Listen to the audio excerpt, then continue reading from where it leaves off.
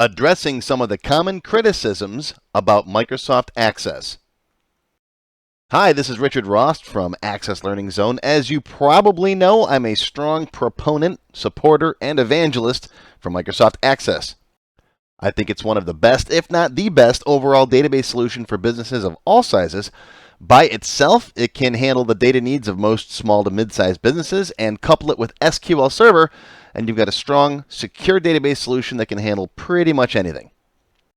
In one of my previous videos, I discussed the key benefits of Microsoft Access. You can watch that video on my website or on my YouTube channel. I'll put a link down below in the description below this video in the link section. Since I posted this first video, I received several emails from people saying that Access has this problem or that problem, and sure, Access does have some weak points. So in this video, I'm going to address some of those common criticisms that people usually have about Microsoft Access. In addition, while doing my research for this video and the first one, I found several websites put up by people claiming to be database consultants. It was very easy for me to tell they didn't have much knowledge of Access and what its capabilities are, or they're consultants trying to sell some super expensive enterprise-level database solution as an alternative to Access. I'm not surprised.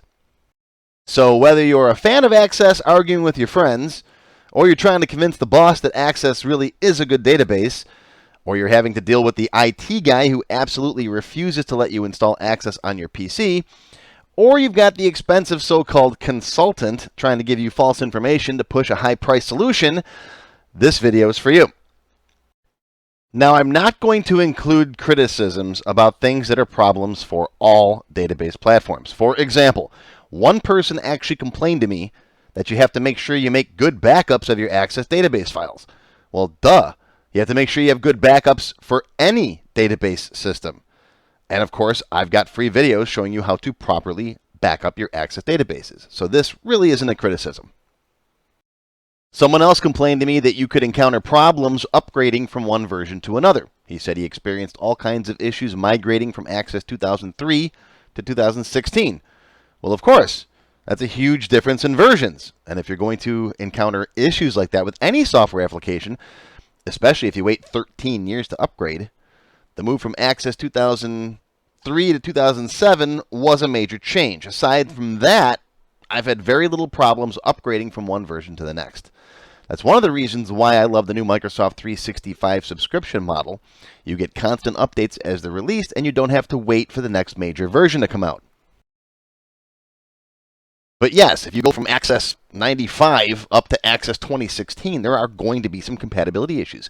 That's a huge jump in versions. But if you go from 2013 to 2016, they're almost identical. In fact, I haven't upgraded a lot of my lessons because Access hasn't changed much since 2007. The next biggest complaint I always get, and I see this quite often, is that someone told me that someone else they talked to read online somewhere that their cousin said that Microsoft is discontinuing Access. No, nothing could be further from the truth. Microsoft has repeatedly said it has no plans to retire Access anytime soon. It will be here for the foreseeable future. You can invest your time and your money in it. I've got a whole video covering this. There's the link. Go watch it. I've seen several websites post misleading information because they're trying to sell other solutions, saying that, well, Microsoft is discontinuing Access. No, they did discontinue Access web apps. That was one little part of Access to try and get Access to run on the web. They did realize that they wanted to get rid of that. But Access as a desktop application is alive and well, and it will be here for the foreseeable future. Next up, someone actually complained to me in one of the forums that Access is a fee-based program. In other words, you have to pay for it. Yeah, sorry, it's a business application. While there are other programs out there like MySQL or even SQL Server Express that are free, the old adage that you get what you pay for is certainly true. For all of the extra benefits that Access provides, it's definitely worth the money. And if your business can't afford $12 and some odd cents per month for a professional quality database application, then maybe you should go back to Excel. Plus, remember, only one person on your network has to pay for Access, the developer. A lot of people complain to me that, well, I want an Access database, but I got 20 people in the office and I can't afford 20 copies of Access. Remember, everybody else Besides, the developer can use the free runtime edition. So you pay for access for one person, you, the developer, and everybody else can use it for free. Another criticism about Access, an Access database file has a 2 gigabyte maximum per database. Yes, this criticism is true. The maximum file size of any one single Access database is 2 gigabytes. However, you can link together multiple files to have virtually unlimited size. This then makes the maximum size of any one table to be 2 gigabytes. But if you've got tables that large, you probably need to do some scrubbing or optimizations, maybe split them, or perhaps it is time to upscale to SQL Server for your backend, which is then actually a plus of Access. The vast majority of Access users will never need more than 2 gigabytes of space for a single table. I've never seen it in 27 years of teaching and consulting. So 2 gigabyte maximum, not really a problem. Another complaint about Access is that the SQL language in Access isn't as robust as Oracle or SQL Server. This is true. However, it's good enough for the vast majority of the needs of users. Again, I've never run into circumstances where I couldn't do something in Access because of limited SQL. However, again, if you do decide to upgrade to SQL Server, you can use something called pass-through queries, which allow you to run a query on the server, taking the full advantage of the server's language and power. So if you want to do something crazy in SQL Server, you can still use Access to do that crazy stuff straight in SQL Server. Multi-user limitations. The maximum number of users connected simultaneously to an Access database is 255.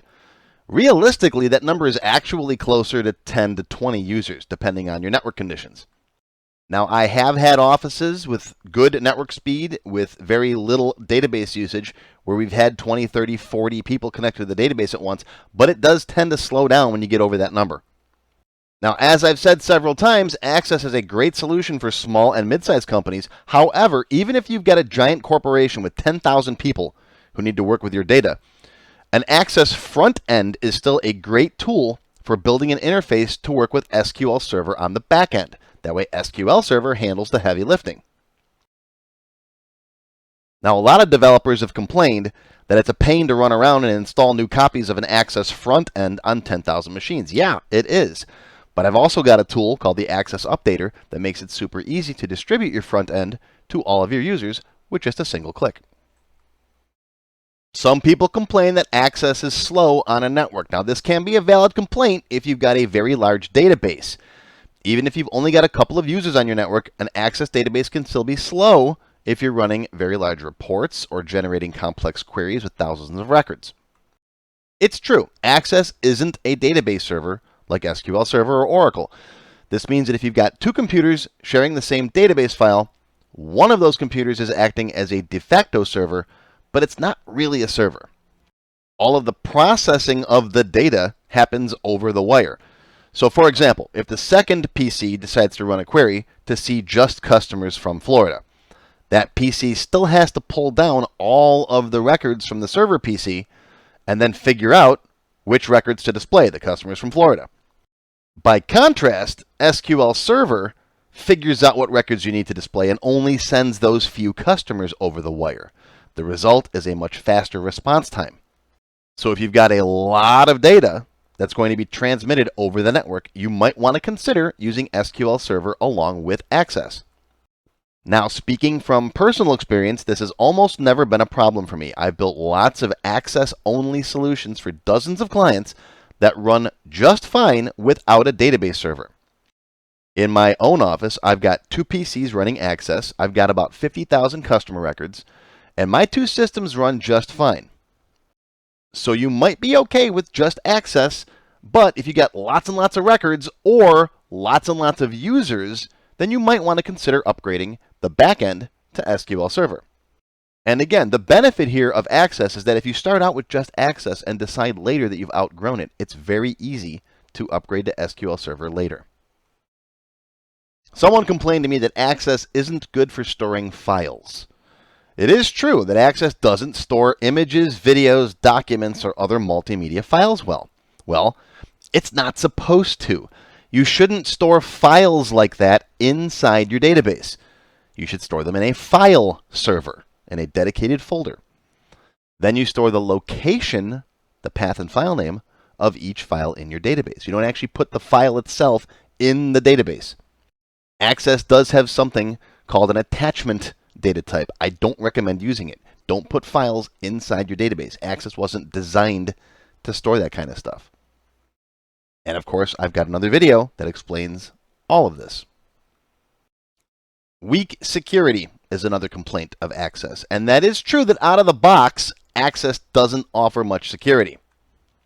Back in the day, many years ago, Access did come with some basic user level security, but it no longer does. Now you can assign a database password, you can hide the navigation pane, you can even distribute an encrypted front-end file to your users. However, if you need to make sure that users can't get access to data they shouldn't see, then it takes a little extra know-how and configuration to properly secure your database. In my security seminar, I show you how to lock down the program part of the database. This will prevent people from seeing or changing the design of your forms, reports, and VBA code. I also show you how to take measures that are good enough for keeping people out of your data. These techniques are good enough for the average office worker. However, if you need hacker-level security for your data, then just move up to SQL Server for your backend. Problem solved. So again, Access is good enough for the average office worker if you want to just keep people from seeing stuff they're not supposed to see, but you're not dealing with, a super hacker trying to get into your stuff, then Access is just fine. But if security is indeed an issue, upgrade to SQL Server. Another criticism is that Access is only available for Windows. There is no version for Linux or the Mac. Yeah, you've got me there. Access is only available for the PC. However, my right-hand man, Alex, tells me that it's definitely possible to use Parallels, which lets you run Windows inside of your Mac. Of course, you can also use a remote desktop solution or a virtual PC. There's lots of ways to use Access even on a Mac or an Android. Another complaint is that Access has a high learning curve. Well, yes, if you're comparing Access to a program like Excel, then yes, there is a steeper learning curve involved. It takes more knowledge and training to properly set up an Access database than it does to just open up a blank Excel spreadsheet and start banging away at the keyboard. However, if you're comparing Access to other database applications, then by far, Access is the easiest to learn how to use. I've worked with many of them. Believe me, Access is a piece of cake. Another complaint, the coding is too complex. Someone actually complained to me that programming for Microsoft Office was too complex. Well, again, if you're comparing Access to other programming languages like C++ or something along those lines, then VBA is a walk in the park. Plus, you can build really good Access databases without knowing a shred of VBA. I've got 9 beginner lessons and 32 expert lessons where I don't use any programming at all, and I'm still able to teach you how to build some pretty cool databases. However, if you only learn just a little tiny bit of VBA, you can really make your databases do lots of cool stuff. But complex to program in, hardly. If you know how to program in anything else, like C, C++, whatever, you'll find VBA is simple by comparison. All you really have to learn are the little Access-specific add-ons to the language, like OpenForm, Go to Control, that kind of stuff. Watch my Intro to VBA video, which is free, just to see how easy VBA programming in Access is. Another complaint, and this one is valid, there's no web version. It's a valid complaint. There's no easy way to put your Access database on the web for other people to use. Now, there are lots of options for sharing your data, and I've got videos covering most of them. However, they all do involve a little bit of setup. You can't just out of the box make Access have your database available on the internet. You can use a remote desktop solution to share your database remotely. However, any serious sharing over the internet involves upgrading your tables to either SharePoint or SQL Server. But again, it's not hard, and I've got videos showing how to do it step by step. But it is something that Access cannot do all by itself. Just keep in mind, when your database grows to the point when you want to share it online, a solution is available. I've got videos on sharing your database online with SQL Server. You can use SharePoint to share your Access database with your team. And you can even use Access on your cell phone. Another complaint I get is that Access is difficult to support. A few help desk guys complained to me online that they hate Access. It's their job to support the users in their company, and the users build these monstrosities in Access. Then they go to the help desk guy for help, and now the poor help desk guy has to try to fix the mess. Well, the problem here is simply that the users, the IT guy included, just lack the proper training. If they knew how to build databases the right way, they wouldn't be getting into such messes and going to the help desk guy for support. This isn't a problem with Access, it's just a lack of education. But it's a complaint I do hear from time to time. IT guys hate Access because they see what untrained office workers build with it. The solution, get them some proper training.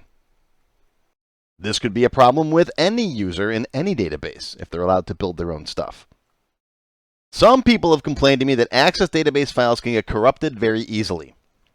If you have a situation where a user gets disconnected from the network or is in the middle of editing a record and the power goes out, for example, the ACCDB file can become corrupt. Yes, but again, this is a possibility for any database, not just Access. Now, as long as your network is fairly reliable, it shouldn't be an issue most of the time. The first thing to do is make sure you have good nightly backups. That's very important. If your database does become corrupt, the compact and repair tool works really good. In my 30 years of working with Access, I've only had it happen once or twice where the Access compact and repair couldn't fix a damaged database file. And that was before 2007. They made some really good changes with the ACCDB file format. Since that was released, I haven't lost a single database, and anything that did become corrupted was easily compacted and repaired. There are some third-party tools out there that claim to be able to restore a database that even compact and repair can't fix. I haven't tried any of them. I haven't needed to, so I can't endorse any of them, but they're out there. But yeah, any database can become corrupted, anything. So you just got to have good backups. Someone complained that Access is proprietary. Well, yeah, it's designed by Microsoft and their format is proprietary. Some people want open source solutions so they can modify them. Okay, that's a valid criticism. However, Access is extremely customizable as it is. You have complete control over your design of your database. As far as the Access program itself, there are very few things I would want to change even if I could. And yeah, I do have a list, but most of them are minor nitpicks.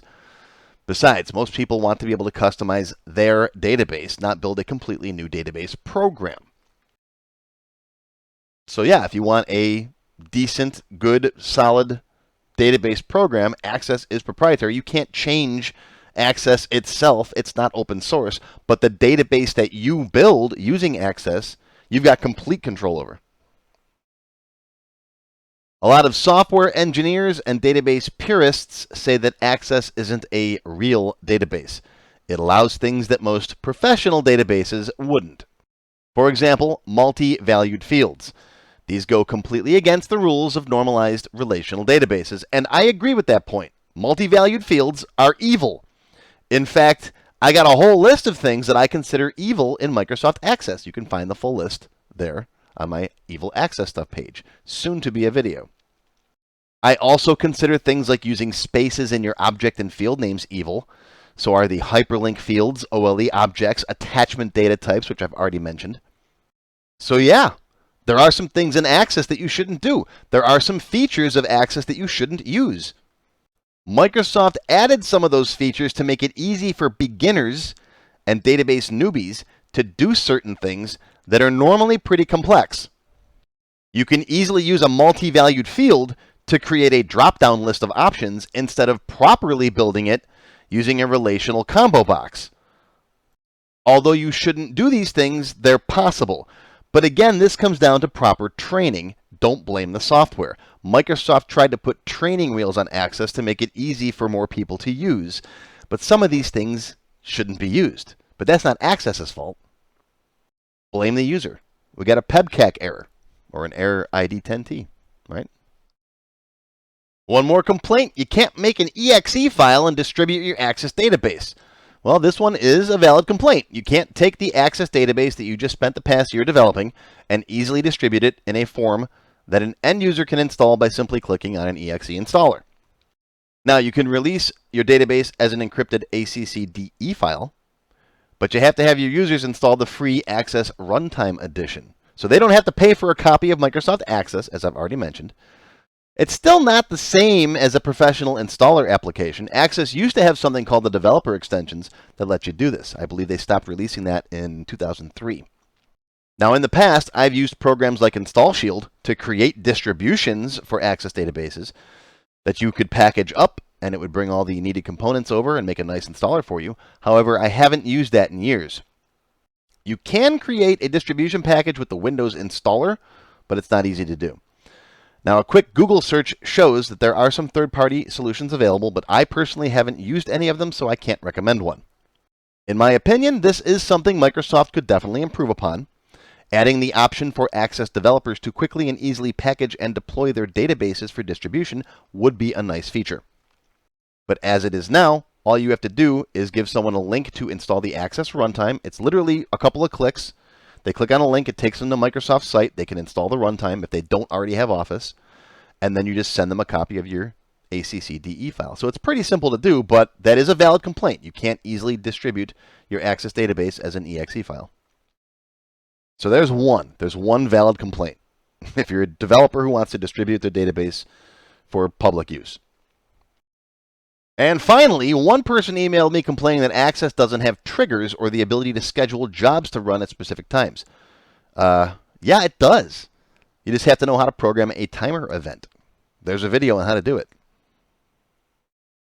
So, in conclusion, I hope that you can see that I've dispelled a lot of the common criticisms about Microsoft Access. Most things that people think are problems or shortcomings with Access really aren't. A lot of people really don't know what they're talking about because they've been misinformed or they just simply don't know Access right. With proper training, Access can do pretty much anything you can do with any other database system. And if you need additional power and security, you can always upgrade your backend to SQL Server and keep all the work that you've done in Microsoft Access for your front end. So I hope you've enjoyed this video. Please feel free to share it and send it to anybody who has anything bad to say about Microsoft Access. And if you can think of any criticisms that I didn't address, please, by all means, post them in the comments section below. Thanks for watching.